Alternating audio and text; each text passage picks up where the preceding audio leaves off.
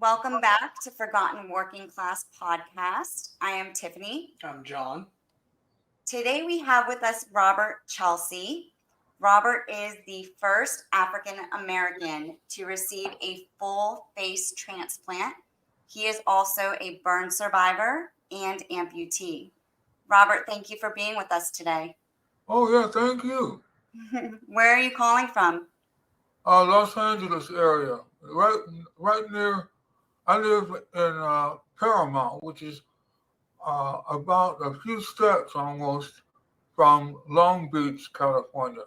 Okay. Very nice. We haven't been out to California yet, but we really want to go out there. Oh yeah, come. You're welcome. How old are you today, Robert? I'm 72 today. Well, next month I'll be 73. Congratulations and happy early birthday. Yeah, thank you. So, Robert, you are the first African American to receive a full face transplant. Do you want to go into telling us about the day your life changed? Sure, yes. It did change. That was not as because of the transplant, but the auto accident that occurred about 10 years ago. I was on the freeway in the shoulder of the freeway because my car had overheated. And while I was sitting there waiting for the tow truck to come, I was talking with a friend of mine and happened to see a car swerving across the freeway lanes. And he eventually drove right onto the same shoulder of the freeway that I was on, and he ran straight into me. So my car uh, went up in the air, and it came down, and a few seconds later, it just blew up. So, of course, by the grace of God, I was able to make my way out. There was a good Samaritan. His name was Richard Robles, and he was there helping me to get out of the car. And I don't know how long you want the story to be, but basically, when he tried to help me out, he said that he tried taking my arms, but my arms were melting. So he had to take a belt buckle and help carry me to a safer area where we waited for the uh, first responders to arrive. Wow. That's, Did you reunite with Richard? oh yeah. I saw him less than a month ago. As a matter of fact, he, he, he just had two knee surgeries at the same time. Oh, wow. Yeah. Richard and I, of course, we become friends immediately. Richard, well, I was when the ambulance came, I was still conscious, and I told him who I was and what to do. I mean, who to contact, and then I laid on the gurney thinking that somebody would just come. I didn't realize I was so severely burned. And so I laid down thinking someone would come and pick me up from the hospital after I got checked out. But I didn't wake up until 6 months later. So I was in a coma all that time. So during that time, Richard had actually followed the ambulance to the hospital and met my loved ones, whoever showed up, and told them, as best he could what he saw. And he went to the trial for the drunk driver. So in other words, he has become intimately involved in my recovery, uh, and so he and his family have come to church a couple of times. We've uh, so anyway, yes, we're friends.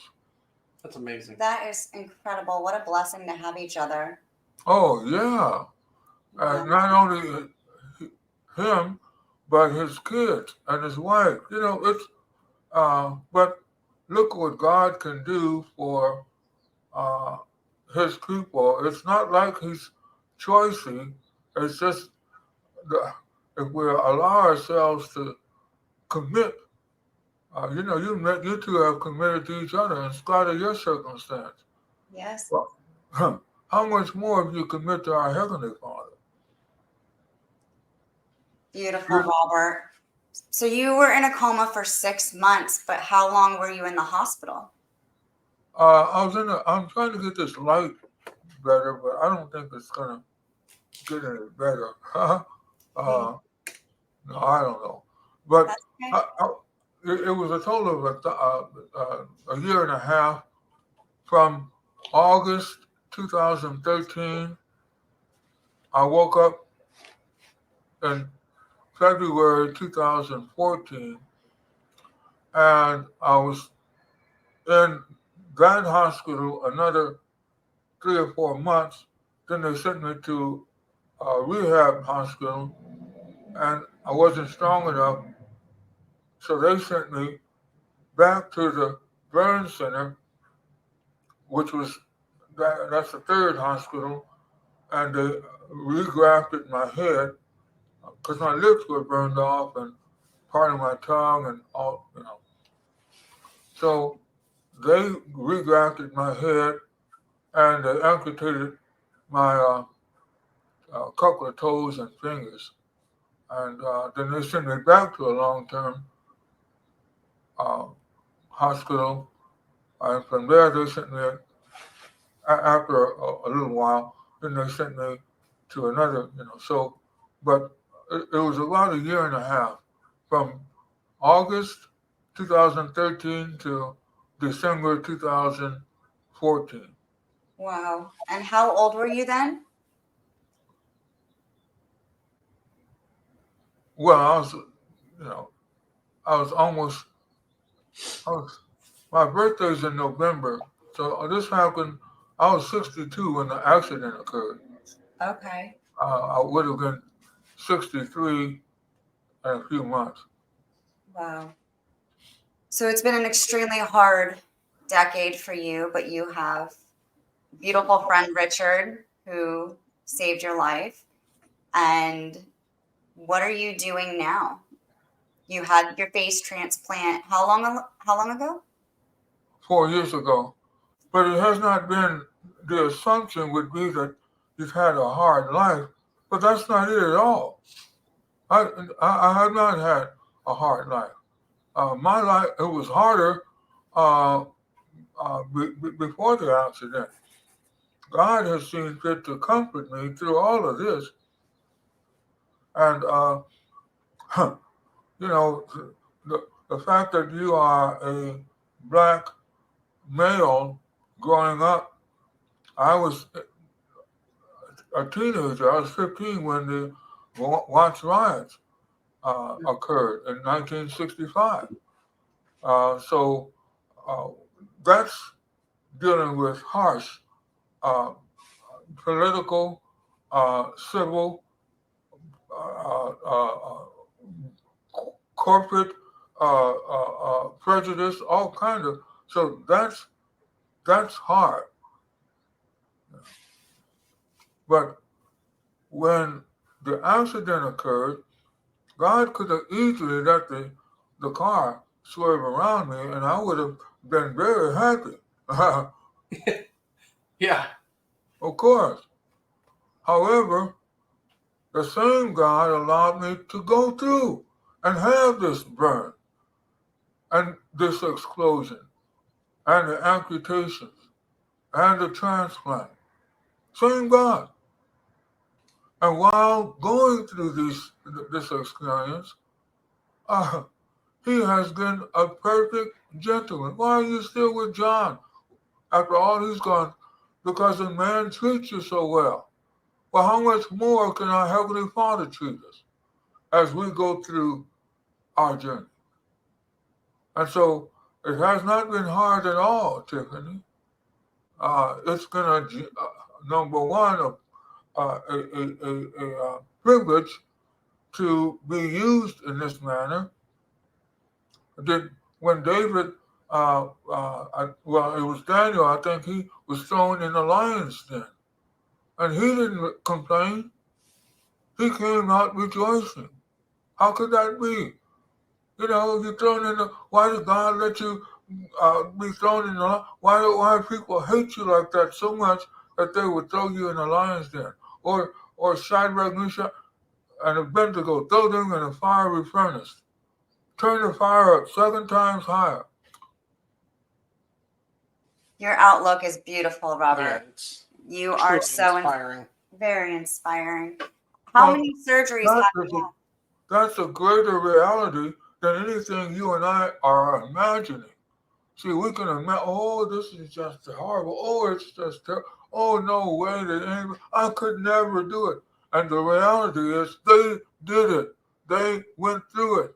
They rejoiced in it. They wrote about it. There's no regret about and so I now I can testify to what I have gone through, realizing that this is somewhat singular to other experiences that I have read about. See? Yeah. So somebody's got to go down in the valley to tell you what kind of lilies there are in the valley. Otherwise, you just think it's dark and dreary. And I think David said, "Though I walk through valleys of shadows of death." See? And then he went on to say, "I fear no evil, for God was with him," not because he was a warrior, courageous and brave and all of that. No, God was with him. He said, Thy rod and staff comfort me. Now he said that. I read it. I believed it. I trusted. I had faith in it. But in the last 10 years, I, I'm so glad that I have experienced it. It's no longer faith, trust, belief. Some things you got to know. Yeah, you lived through it. Now with assurance, Yeah. unequivocal, undeniable, I can say that he has comforted me. So there's no regret behind this, not at all. Beautiful. Your outlook is truly beautiful. Robert, you are the first African American to receive a full face transplant. Why is that? Um, well, I'll tell you a lot of reasons, but some of them, because of our history, uh, some of them are very uh, obvious. I am not only the first I'm the first uh, person of color to receive a full face transplant, and I'm the oldest in the whole world. But I am the 47th face transplant recipient. 47th? Yes. Wow. That means 46 others had a partial or full face transplant before me. And every single one of them were of one race only. That means the information that they took, the data that they collected, the interest that they had, the purpose that they had, and in other words, why they went through such trouble and research to help these people is because they were interested in themselves. The, the white male is the first that they're interested in, which is themselves. The white female is second.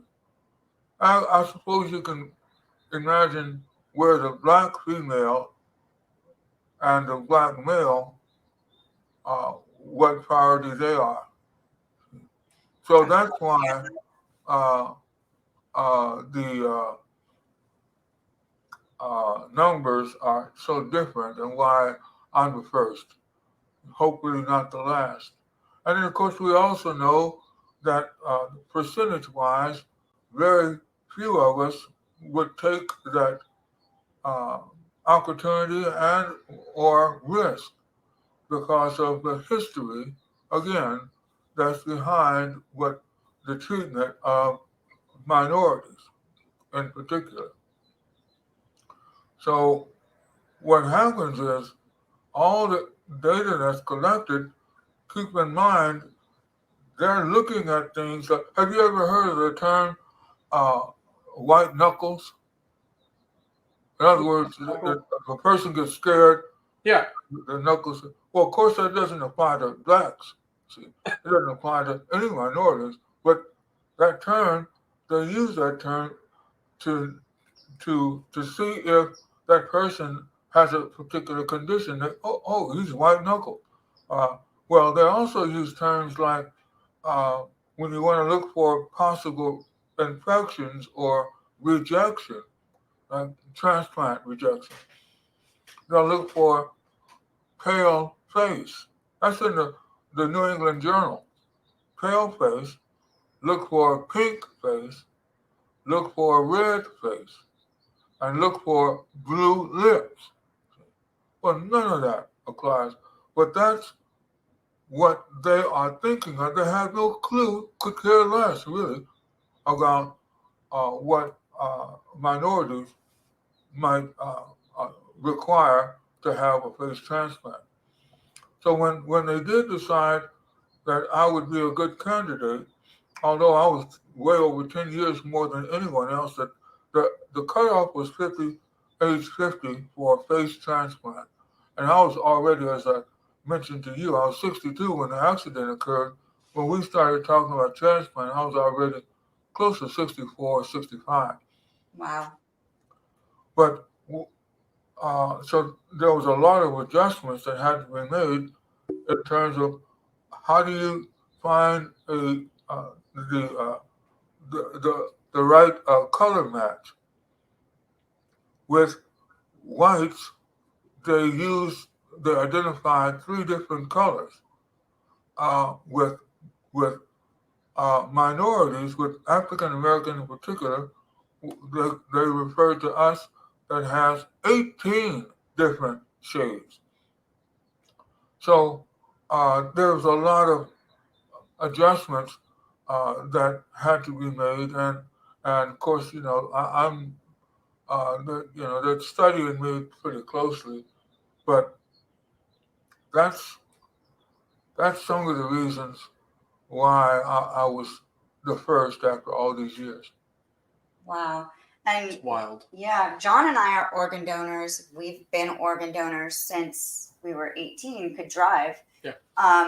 For anybody listening or watching, it is so easy to become an organ donor. Go to registerme.org and you can sign up. Robert, in the African American community, are there a lot of organ donors? Not as many as needed, especially in the area of kidney. We comprise of about 13% of the population now. At one time, it went down to 11%. But in the 60s, it was 15%. Of course, through all those riots, it came down to about 11%, and now it's back up to about 13%. However, the need for kidney replacement is 35% of us are in the dialysis clinics, 35% of blacks. There are about 22% Hispanics, etc. So, as a result of that, we have a much greater need, in particular the kidney area, than any other ethnic group. Okay. And we have, of course, less donors because of the population, and of course, the skepticism. We for so many reasons, cannot trust at this point until we diversify more, not just. Uh, it's, I'm trying to put it. It's not a U.S. challenge. It is international. It is worldwide. Everywhere. Your electrocution just didn't happen in the U.S. nor burns, as we all know. It Yeah. happens everywhere. And as a result of that, that means everyone needs to be able to have this kind of, have access to the data and inspire every group to participate in donor, and becoming a donor, because the need is great everywhere. It's just, I don't like just keeping statistics on the U.S. There's just too many other people that have needs, and the scientific community does not communicate with each other as they should, uh, and that also is a great deal of it has to do with a failure to be confident in their fellow scientists, their fellow physicians, their fellow researchers, because of prejudice. They don't believe this guy knows what he's doing or knows how to do it because he doesn't have the same equipment or instruments that they have. Right. Everybody has existed, see, with or without that equipment. But they don't see it that way. They think if it's got to be done our way, it's got to be used, verified, and certified with us. Well, God didn't certify one man or one culture alone. So it would be a great benefit if we did have much, much more diversity. Absolutely. We can't take our organs with us when we leave. And I feel personally that we need to leave them here for the research and to save lives and, further advance medicine. Medicine is changing every day. And without our organs, they can't advance technology. That's right. That's right. I have a saying that sometimes I send it on my correspondence, that one size, if one size does not fit all, neither should one culture or one color be a benchmark for everyone. There's just no way that you can, you know, no man started this, you know, and no man will be able, I'm saying any group of people will be able to complete or finish or conclude that this is it, their way. You know. There's so many ways that God has seen fit for us to survive. And that's, if there's any message, I would certainly want this to be part of that message, is that you will survive, you can survive, no matter what your condition. It doesn't really matter about your condition, not at all. There's too many people that you and I have seen that have far less than what we have. Yeah. And we've just recently gone through these different, these people, some of them were born with certain defects, would not allow them to walk, talk, or see, or any maneuver in any kind of way. So because of that, I know that there's a way, no matter who it is or what country it is. There's a way for them to survive. We just need to make sure that we add to our fellow brother or sister so that it can enhance what they already, or the instruments, the tools that they already have. Absolutely. Did you ever get to meet your recipient's family? No, I have not. I'd like to, but and they indicated they wanted to meet me, but that was right when I had the transplant, and of course I was too ill to I considered to meet them, but I told them well the there's a organization that communicates on your behalf and their behalf. And that's the only way you can uh, you know consent to meet them. And so I did let them know that I would, but not at that time. So a couple of years later, I made a call again, and two or three different times, but they have not been able to find that family. Okay. Well, I hope that that happens for you one of these days and for them. Yeah, that would be real nice. So we connected, you and I, over Facebook. It's crazy how social media works. I actually stumbled upon you a few years ago when John was injured, and you just inspired me so much, and I'm so grateful for you coming on here today. Um, what was I going to say? I apologize. Facebook just has a way of connecting people. Yeah. I can't. Yeah. I can't Social remember what media. I was going to say. Yes, social media is incredible. Well, some of the more Okay. common questions that I get might uh, help you. Some some people do want to know, do I think I could manage to forgive the guy that hit me? And the answer is uh, I do not feel that what he went through uh, is worthy of me considering judging him.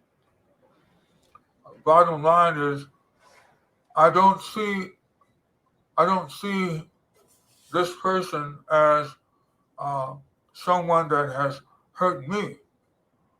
Uh, so it was an accident, and I know that I have caused accidents.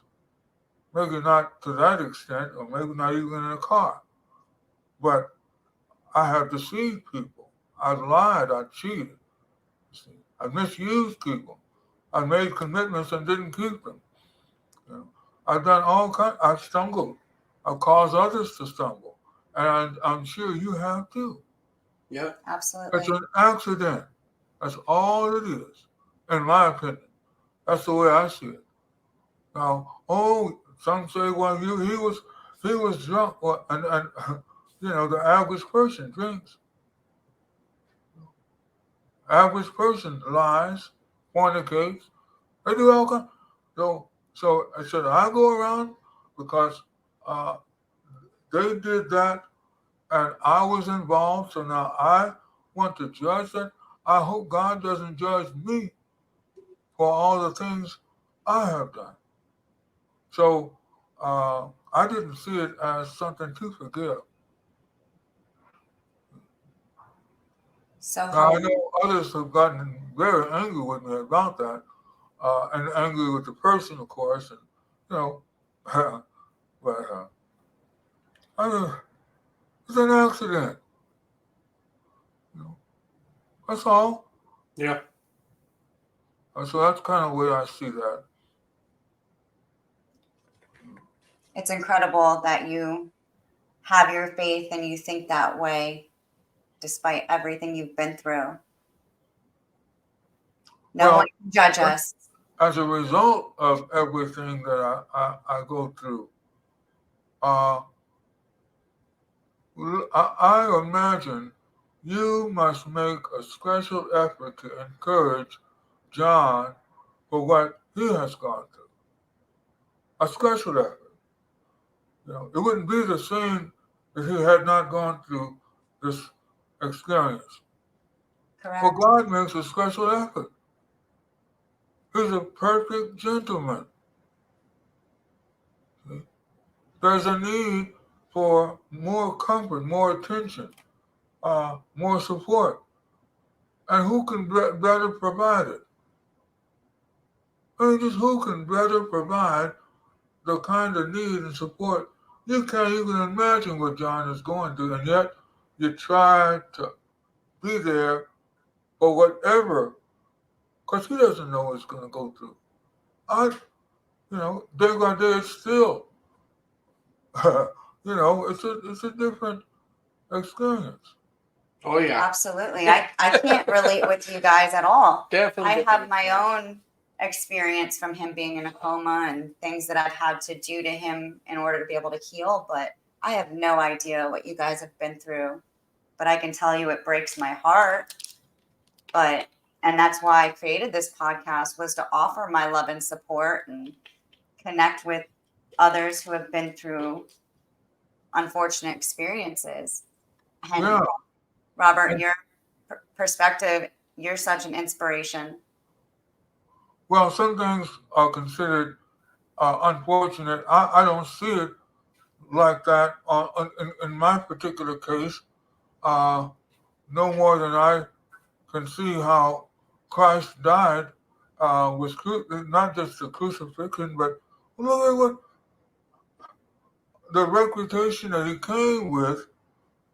He never got credit for it, no matter what he did, no matter what he said. See? Elijah was chased out of every single city he was in. Oh yeah. Nehemiah, he had to try his best to get people together to rebuild the wall. Look at all the apostles. They were killed a brutal death. Stretch racks on both legs and arms and with horses tied pulled apart. Stephen was stoned to death. I'm talking to people that did not complain. Well, you wonder, well, these are terrible things. These are horrific experiences. And you're telling me that they did not there is a comfort that God can place in our heart that in spite of all of what appears to be for the natural man sees all this and he's just, he's afraid, he's scared, he could not handle it. But inside, he puts a peace that passes all understanding. Yeah. It's a wonderful experience if you let God direct your path. It's just that way. Do you It's not, feel, oh, sorry, Robert. go ahead. Do you feel like you were put on this path to be the first African American face transplant recipient? Like, do you feel that God put you, gave you this life to be able to provide doctors the research they needed? What do you feel? Why do you feel this is where you're meant to be? I don't feel that this is where I'm meant to be. This happens to be part of my journey. Noah, he spent 120 years building the ark. Well, when he started out, it was because he was following instructions. And the next day, God gave him additional instructions. So you take no thought for tomorrow or your purpose of the long-term future. He can use you today, and he doesn't. Do we know too much more about after Noah brought all those animals into the ark? And do we know much more after the flood? No, we don't, because God used him for a particular period of time in that capacity that we see as notable. But he had lived 500 years before God called him to start building the ark. And what I'm saying is, we all are called at particular times to do certain things. And we don't know when that's going to be over. We don't know if it's going to change. I know it's very popular these days. People preach about, oh, you know your purpose in life. No, well, how in the world you don't even know what's going, I mean, what is going to happen in the next hour? You tell me, since you know so much about your purpose. See? That's true. No, but yet he has, but I don't need to know. I'm learning how to obey. See, obedience is better than anything I can contribute. I learn how to follow his instructions. That's what you teach your two kids. Follow instructions from you, from the teachers, and the same thing.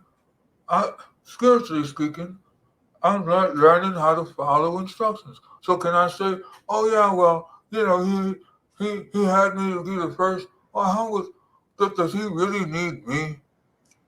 I mean, really? No. No. But it turns out that I happen to have been. And I don't think it's about this kind of credit that we give. Oh, well, you were this, and we're going to give you an award for that, and we're going to become. Well, you think that that's God's objective? I don't think so. I think the greater objective of all of our experiences is whether or not I do what I am right now, is letting you know that he can be trusted. And we're learning to follow instruction. That's eye-opening. We're obeying and learning to follow instruction.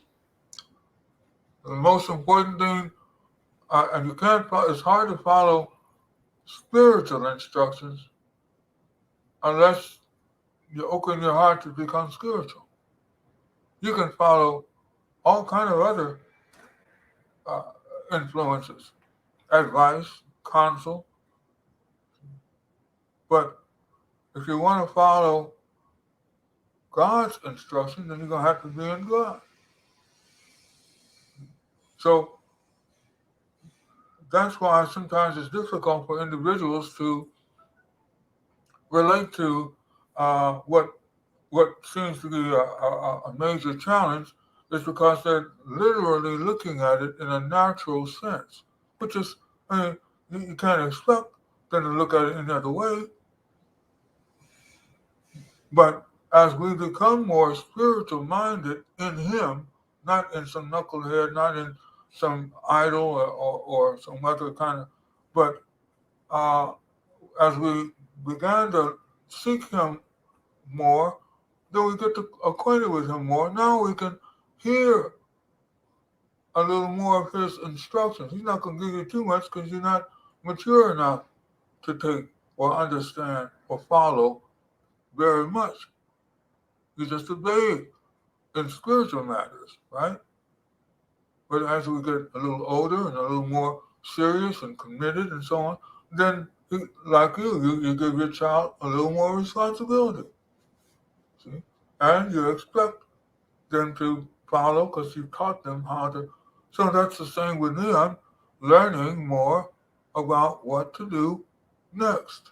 Not what to do in the next 20 years or 10, but what to do today. Can I give myself over to sharing with you in an honest, truthful way?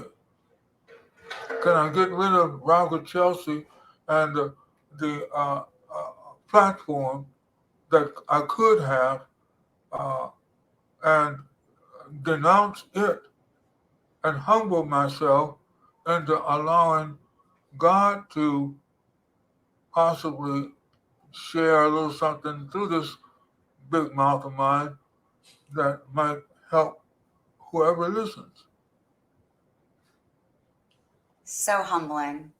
So humbling. I think that's truthfully one of the best things I've learned all year is we're learning to obey and follow instruction. Thank you, Robert. I want to go back for a second. Did you ever get a chance to go to Noah's Ark in Kentucky? No, No? We actually went there a few years ago It's and amazing. it was incredible. The size of it, pictures do not do justice. Like, it is huge. And I mean, it was awesome. The kids loved it. We had a good time. If you ever get a chance, you really should try and go. yeah, it's probably a real nice experience. And maybe one day I'll get there. Fortunately, it's nothing like having the Ark of the Covenant in our hearts.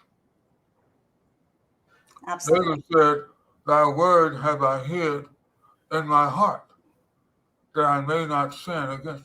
See, there's so much that Disneyland can put together for us, and that's really all it is a nice memory and take some pictures and so on. But uh, there is a there's just gonna God is gonna have Himself a people, and all that you would expect is not gonna take place, but all that He expects will. So we really have to kind of get out of us and what we like the grandeur lights and all the, you know, the hoopla that goes on December. And so, well, it might look pretty, and everybody participates. Everybody. I mean, you can't, how are you going to get away from all that stuff? But what about it was ever holy? Not okay. He wasn't even born in December. It doesn't really matter. The bottom line is, man's imagination, sometimes I think it exceeds God's.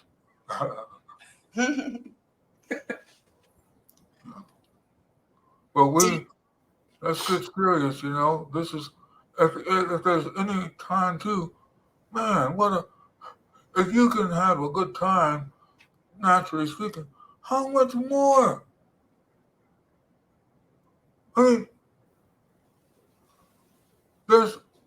we have heard of things like peace and joy. When's the last time you ever used that term, joy? I'm not asking you to respond. I'm just throwing it out. But now I know what joy is. I can speak of joy. I experience it. It's not because Robert put it together.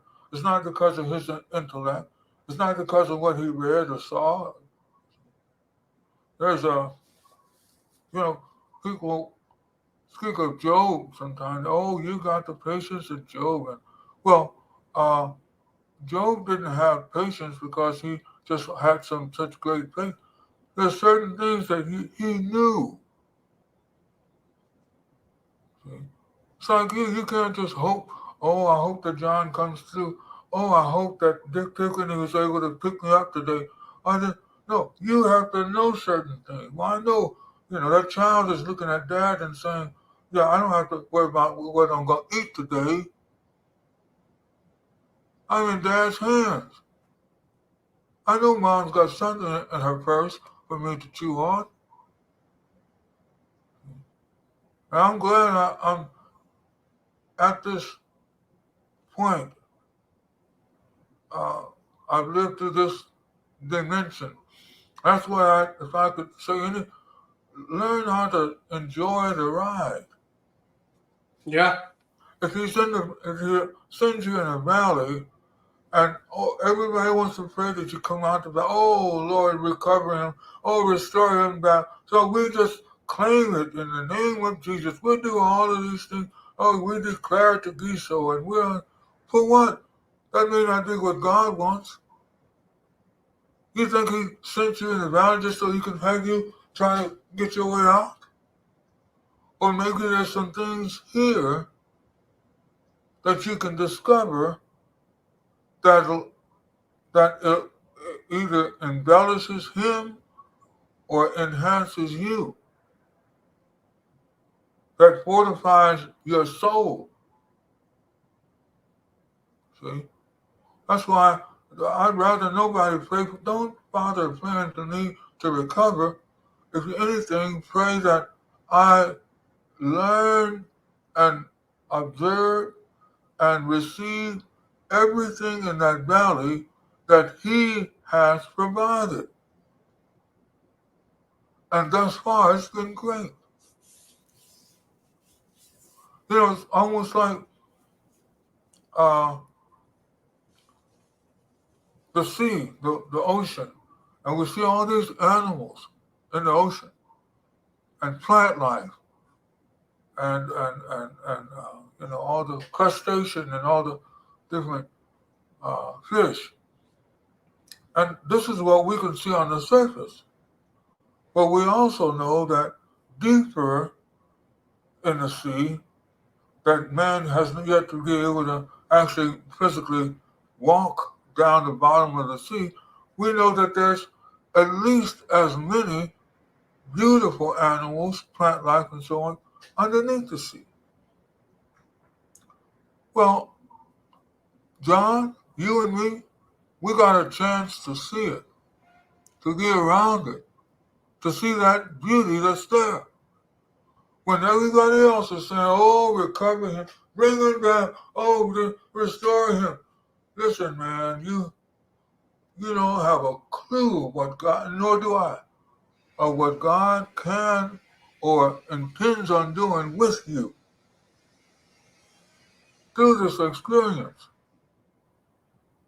Now, you can be selfish and say, well, you know, I got it going on. I don't need, it's just me.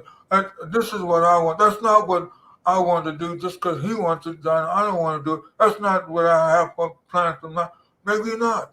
But boy, if you allow yourself to yield to you and open up to him, you certainly can't do worse. We all look for better resources. How much greater is our Heavenly Father? You are so full of energy, Robert, and full of life. Are you ever in any pain? Oh, no. Can you hold the line not hold the line. Somebody just knocked Okay, on my door. go ahead. Give me that.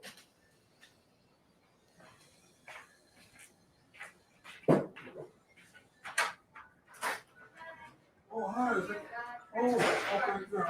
Yeah, I'm in the interview, but, Nice to meet you. How are you? oh, hi. But I'm going to Zoom. Oh, okay. No worries. I'll let you finish up your thing. How long's your Zoom? You want some water? Oh, no, thank you. Is your Zoom off? Yeah, I want on it now. Okay. Oh, sorry. No worries. Okay, sorry about that. My nurse just came in and she's going to give me change my dressing. That's all Yeah. right. Would you like to end here? Well, not really, no, but I think once you, by the way, the materials are in here. Okay. And one is right there. Yeah, I'm sorry. I can do it when you're on Zoom. What? I can do the change when you're on Zoom. Oh, I don't know if they want. No. No, okay, no. Okay, sorry about that. Do you want to end here? And we can always talk on the phone later. No, our appointment was from 9 to 10, anywhere between 9 and 10. She came right at 9. So, Okay. yeah. All right. So yeah, I was asking you, are you in any pain daily? Oh, no. No. Oh, that's another thing. During my burns, I had no pain. Wow. During the face transplant, no pain. That's crazy. So did you take pain medication at all? No. I didn't, it wasn't that I refused it, it just wasn't required. Wow. Yeah. What? So do you take any medication today? Oh, yeah, I take a whole lot of medication because of the transplant. I take a lot of medication. Okay. It's just I don't take pain medication. I mean, there's no requirement for pain medication. That's wonderful. It's incredible. Absolutely incredible. Do you have any questions for John? John, I'm Hit going to me. leave it in your hands to share with wherever you're led. And I want to hear about it all. So I was electrocuted. I got electrocuted in the top of the head, right about right there, by 4,160 volts. It exited out the back of my neck. I don't remember being electrocuted. I don't remember feeling it. Nothing. I just woke up out of a coma, which was 7 or 9 days. Which I was believe none. so I was coma for 9 days, and I woke up, and my first reaction was to tell her I need to go to work. I'm gonna be late. Huh. I thought I was in my bed at home, and then when I woke up, I told her I was like, I gotta get to work. She told me, "You're not going anywhere. You were electrocuted." And I was like, "What are you talking about? I have no idea what you're talking about." And she was like, Yeah. "You don't know.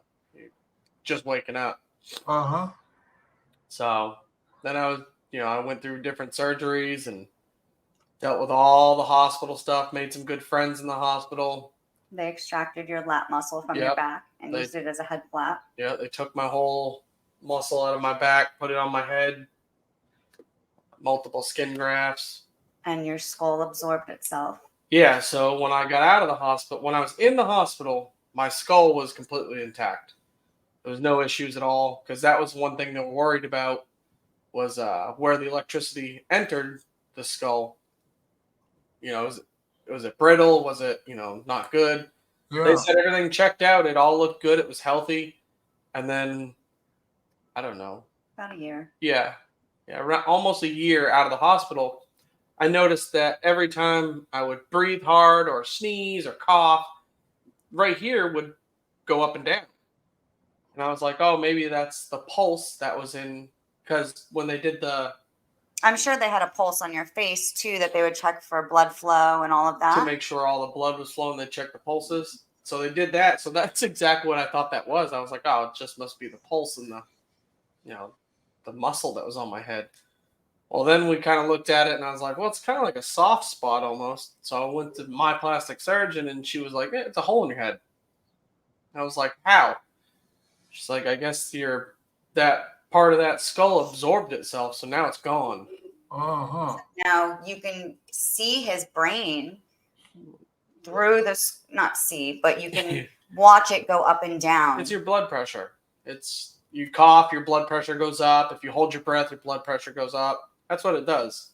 Uh-huh. So, But it's your brain beating right there. yeah. So now he wears a protective cap every single day in case he falls or Yeah. anything hits him. I'd say it's nice. Are you wearing one now? I can't tell. No, I have nothing on my head right now. It's a piece that goes inside my baseball hats, and it's a hard plastic piece, and it protects that hole in my head. So, and then I just go on just like a normal day. But he's had over 30 surgeries, and if he wanted to reconstruct his head, we would have to uproot from Florida To Arizona. to Arizona for about a year. And they would actually blow his back up like a balloon in different areas, cut that skin from his back, insert titanium into his head, Yeah. and it would be like 5 surgeries in order to reconstruct over a year's time. So, Wow. yeah. She ready for you? Oh yeah, I think she's been ready for me. She's fired up. Well, Yeah, Robert, we'll end here, and we will give you a call, and we will chat. okay, I gotta send you the release form. I'll do that. I didn't leave the house yesterday, so I didn't get a chance to print it out and send That's it all to right. I'm just going to end it really fast right here. Everyone, this is Robert Chelsea, the first African American to receive a full face transplant. He is also a burn survivor and amputee. If you'd like to learn more about Robert, please visit his website at robertchelsea.org. And again, we encourage you guys, if you are willing and able, to become an organ donor. It is so easy. Please visit registerme.org. Thank you, our friend Robert. Thank you for being on here. Oh yeah, thank you so much. I'm looking forward to seeing you one of these days soon. Yes. Absolutely. Stay well, Robert. Okay, you too. Bye bye. Have a good one. Bye.